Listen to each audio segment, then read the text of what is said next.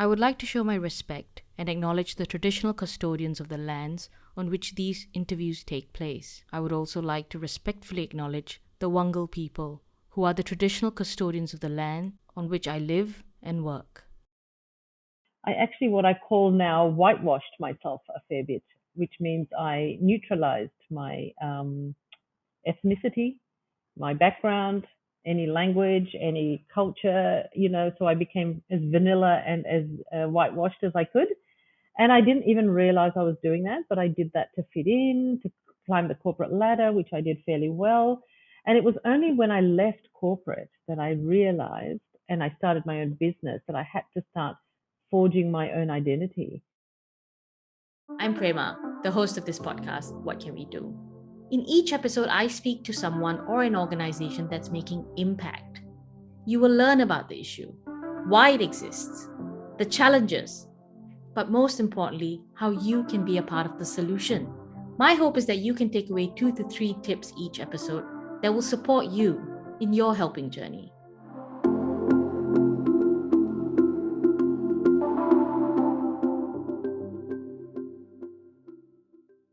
Today I have with me Sahera Sumar. Hi, I'm Sahera Sumar. I'm really happy to be here. I'm a founder of Worldwide Sheroes, a social enterprise that works with women of diversity and disadvantage, providing them with global mentors. I also work as a global leadership consultant, as a coach, and a facilitator and keynote speaker. Yes, I live in Australia. So, what is the problem that Worldwide Sheroes is trying to solve? Essentially, through my travels and through my work as a leadership consultant, I met a lot of women who had amazing resilience and courage. And I found that they were really, very, very passionate about things that they were doing, but often did not have the leadership capability or skills, or sometimes even the position of influence that they needed to achieve what they wanted to. And so the problem I was really looking at is how can we be more equitable? I came from a corporate background, and in corporate, women have a lot more opportunity. And I just felt these women who have just amazing resilience, I just not did not have that same opportunity. So the problem we were trying to solve is how can we be equitable in giving women the same opportunity to succeed, to realize their potential, to become leaders and people of influence. Why does the inequity exist? I think there's a number of reasons, depending often on geographical location, cultural and community expectations and values. It can be political. You can see, for example, the women in Afghanistan. They're so so compromised, if you like, in terms of reaching their potential.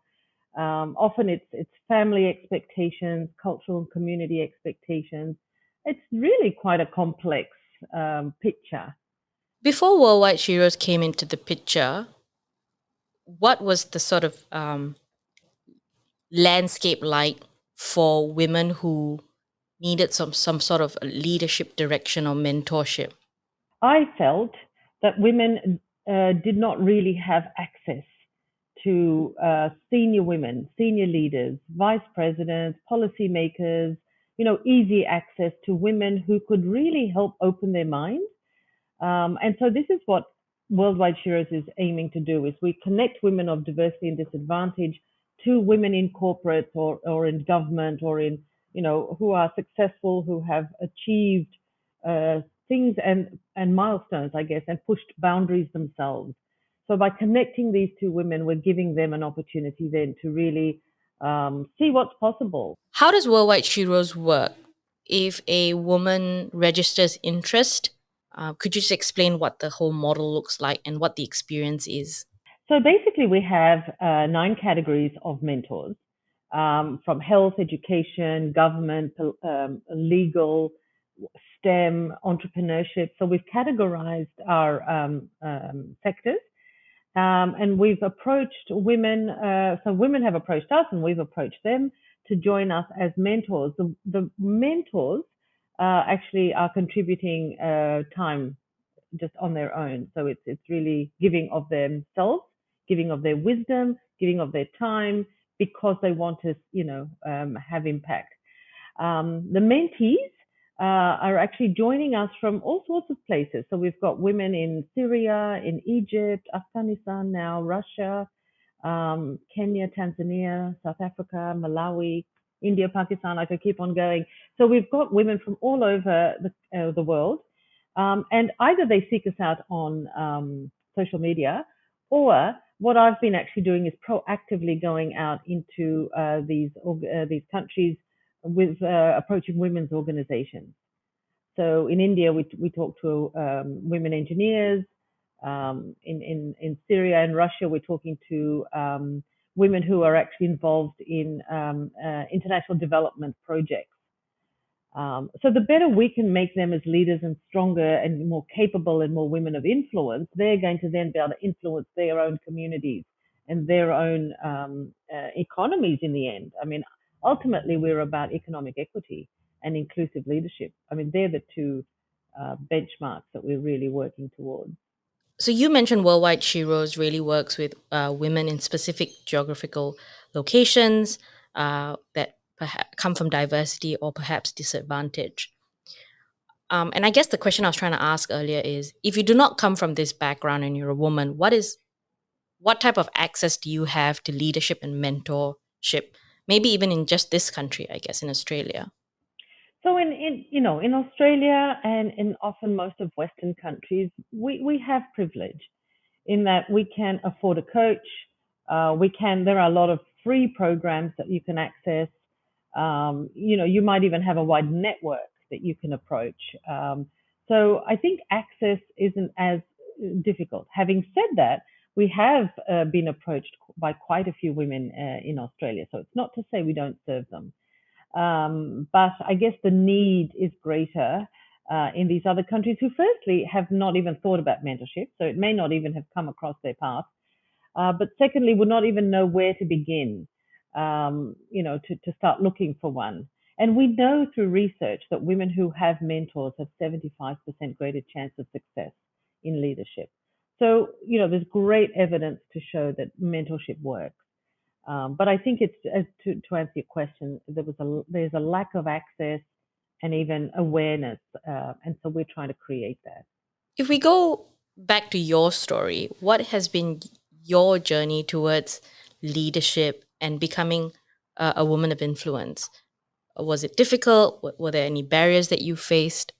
Firstly, it wasn't planned in that way. I guess I went through a normal path of going down a corporate career.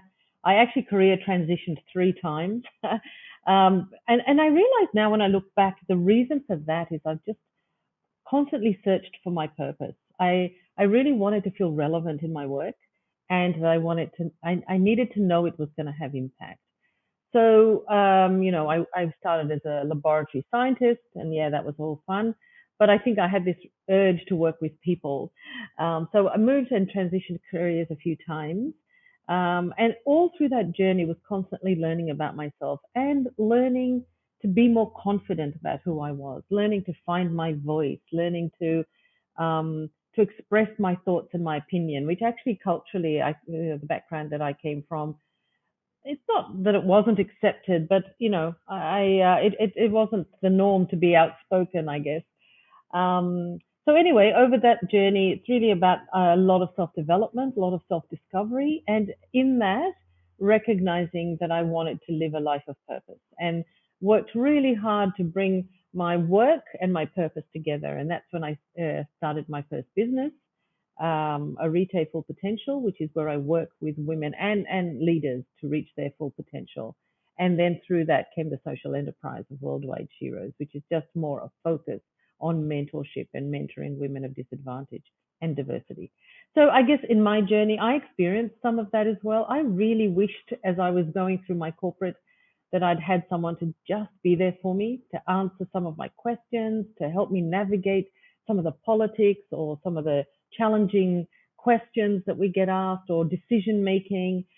Sometimes I just really wish someone had vested a little bit of time in me and would have really supported me to grow much more quickly and more confidently.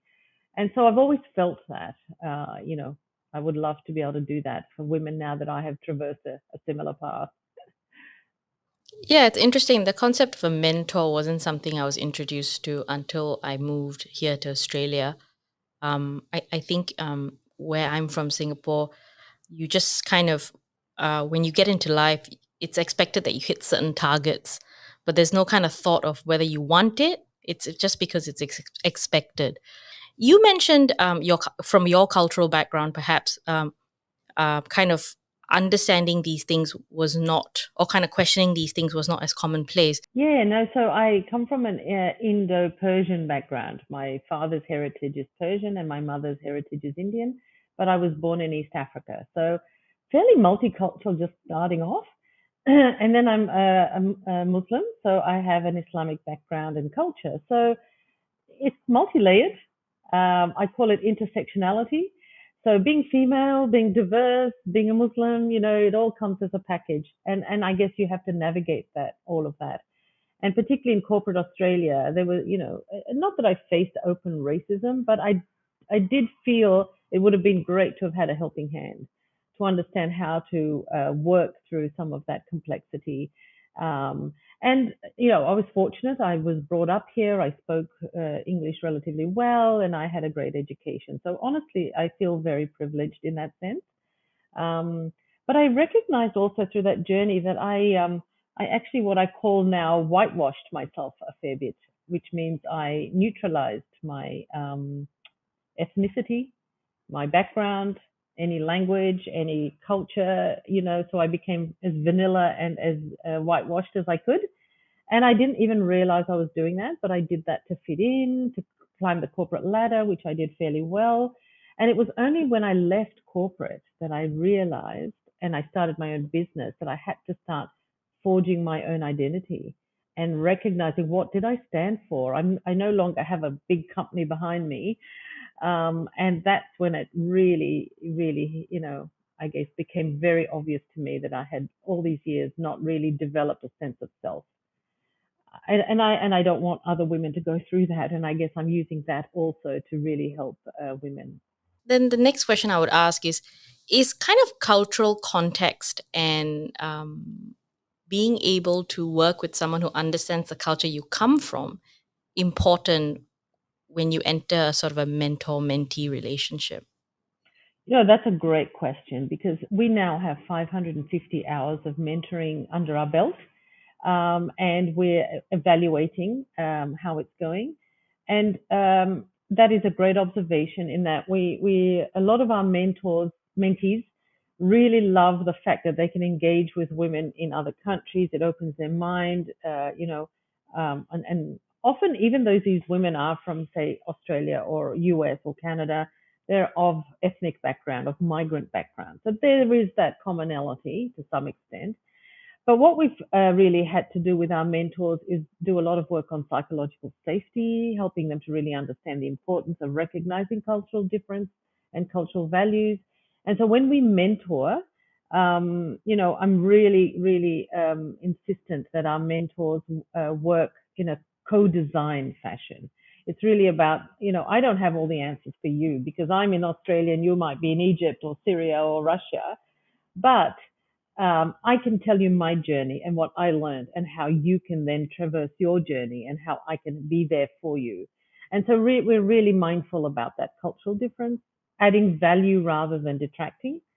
And the other is like, for example, with the women in Afghanistan, I'm being very specifically finding Afghan mentors because I think some cultural differences and are really important where we can maintain similar cultural groups. And last point on that is that the mentees can actually ask if they want specifically a mentor from their own culture, and I have done that for a couple of women. Then we can do that as well. Yeah, so it looks like there's a lot of, like, it's almost a matchmaking exercise It as well.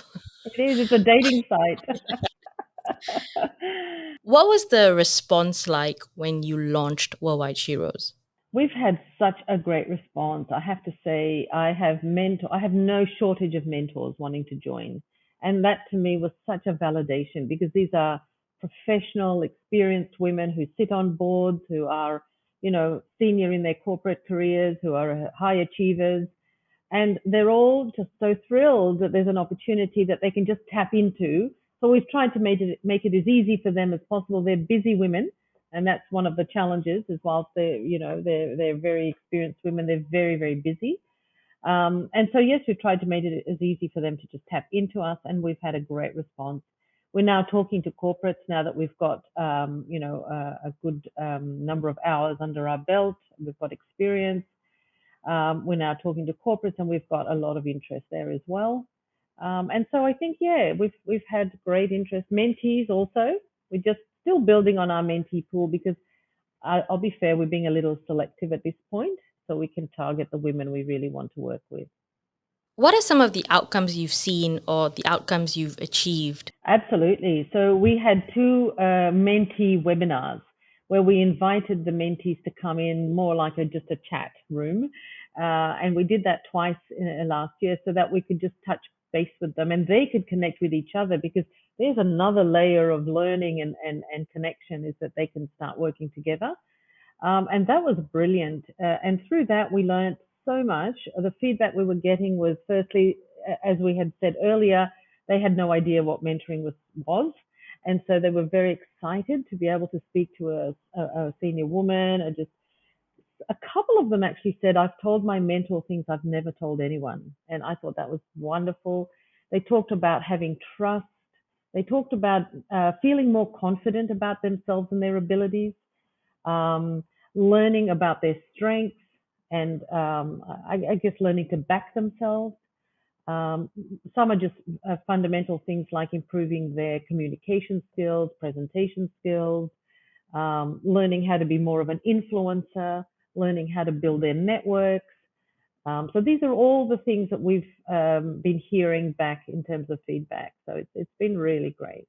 With any kind of initiative or cause, I'm sure there are challenges. So, what are the challenges in doing this type of work? There's challenges internally and externally. So the challenges internally is I had no idea it could be so complex and so much work. I thought it would be an easier thing of just bringing this networks together. But if, we want to maintain a real professional network, structured, organized, and sustainable. So in that, we've created an advisory team. I've got a volunteer team. So anyhow, so internally, it has become a lot more complex and challenging than I thought. But having said that, we're really overcoming a lot of those. Externally, some of the challenges are, real, like English language. And so now we're trying to be more specific, that they need to be able to speak relatively well. And if not, if I can find a mentor that speaks their language, then I will. So language is one. Internet access is another. Some of them are not, we don't always have great connection. Another is time scheduling, because we've got time zone issues, much greater than I anticipated in a sense. And also trying to have webinars that match a global audience is really challenging, because you're either hitting this zone or that zone or missing out the other zone. So those are some of the challenges.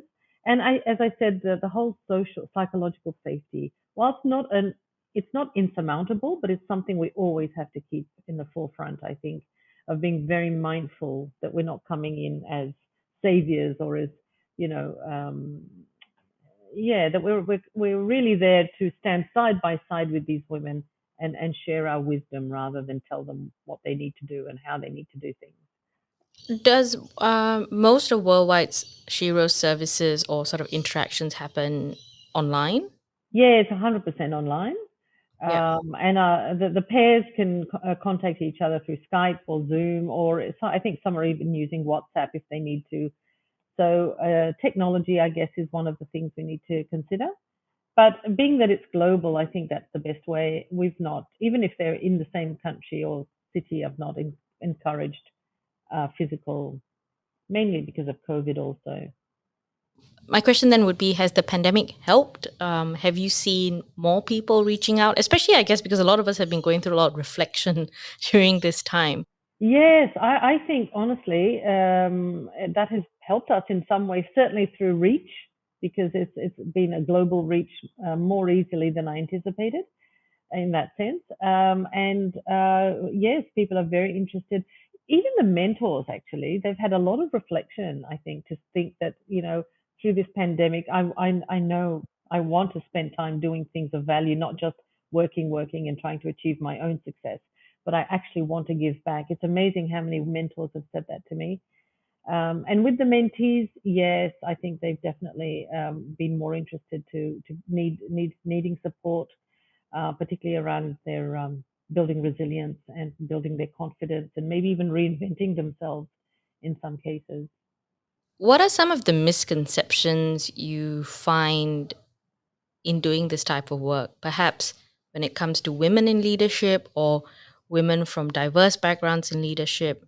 Yeah, it's interesting. I don't know if they're misconceptions or assumptions even, but the assumptions, and even I made those. I ran some focus groups prior to launching, so I could truly understand what some of the challenges were. I didn't want to go in with assumptions. Having said that, you're always going to have some, but I guess what I have felt is these women are very smart. These women are mentees. They're some of them are well educated. Some of them have held very good roles, but they're still needing support. So one assumption is, don't let's assume that even though they're from disadvantaged backgrounds, that they're not smart, intelligent, capable women. So that's I'll put that out there. The other one is that the mentors are learning as much from the mentees as the other way around, and that's been very exciting. So a lot of my mentees are coming back and saying, I've loved talking to this woman. She's opened my thoughts about that country and what's happening there and how she interacts. So it's, I love that that's been like an absolute add-on. So that's been great. Um, and I think the third is really that we have all the answers, and we don't, and our mentors don't. So it's a misconception to think that here we are, a woman of wisdom knows everything, will help you. I think it's really creating almost like a buddy, a mentor buddy that's here there for you to be the sounding board, to listen to you, to perhaps share her own wisdom from her own experience, and guide you in that sense. What is your vision for Worldwide Sheroes? Firstly, to be in every country. We're only in about 25 now, but we need to be in more. We're talking to 25, Turkey. and you started in 2020, right? Or was it Yeah, but 2021? we're not even 12 months old Oh, because and it that's a took. pretty good. That's two countries a month almost. Yes, because it took me 8 months to get things all the ducks in a row, and then we launched just before International Women's Day last year, or just after actually. So it'll be our first anniversary coming up. Oh, wow. And yes, we're in 25, and I'm still talking to another. I'm talking to Turkey, and so the great thing about this is all women have networks. And that to me has just been wonderful, because every woman knows another 10 women that are excited about this. So it's not been difficult to grow the network in that sense. But my vision is to not only be in as many countries as possible. My future plans for Worldwide Sheroes is to really work with the indigenous cultures. We're not doing that yet, but I'm definitely keen to move that way, and not just Australian Indigenous, but we're looking at Canada, Brazil. So there's a lot of countries that have issues with Indigenous women, and I think having a mentor platform like this, they can choose to have an Indigenous mentor or a non-Indigenous mentor, whatever they prefer. So that's certainly an area to go to. We're also mapping our outcomes and impact to the UN SDGs. So we've got a master's student at university who's doing this for us, and so I'm really hoping we'll be able to now track and in a quantifiable way how we're impacting economic equity. What is our impact? So we're definitely on the road to measure that. And I think digitization, we have to become more digitized. So that's also part of the vision, and we need to be sustainable, and so that we can grow. How is Worldwide Sheroes funded?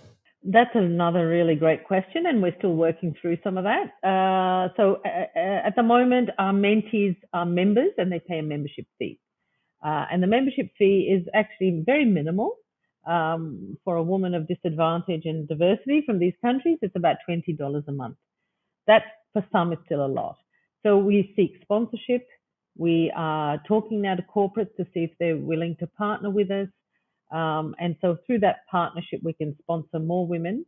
We're talking to Rotary. We would like to have, certain Rotary number funded positions.